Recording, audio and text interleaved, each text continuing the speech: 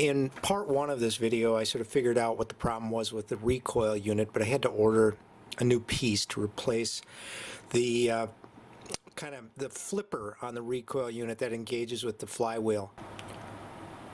So in this installment, which should be the final installment for a little while, I'm going to install that new recoil piece. The whole component, I think, will go in, and that should fix any of those problems that I had with it engaging with the flywheel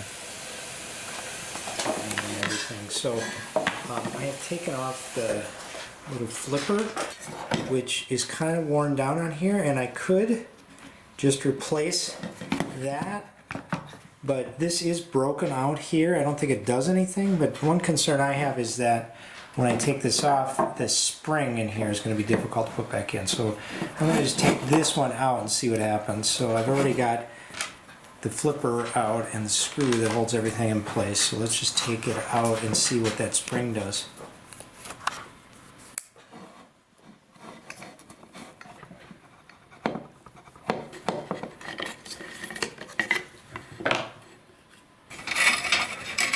Okay, well, here's this recoil spring, and in itself is probably not that hard to put back on here.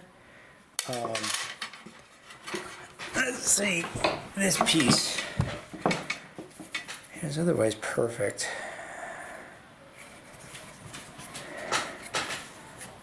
I just don't know if I want to take the other one apart or not. I think what I'm going to do is just put this new little piece in instead of this one and see if that changes anything.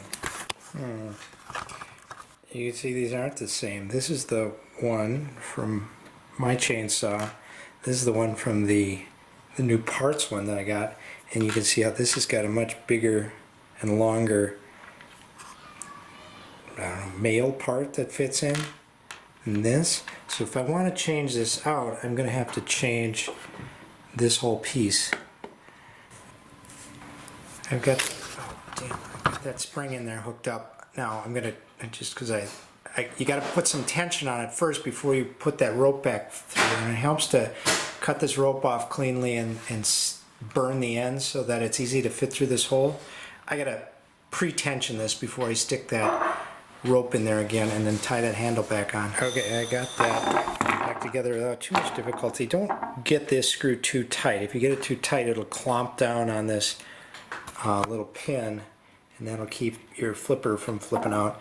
I did put some chain bike lube in here to try to make sure this goes back and forth. I cleaned it up real good with rubbing alcohol. Let's put it together and see if it works. Okay, got it back together. And now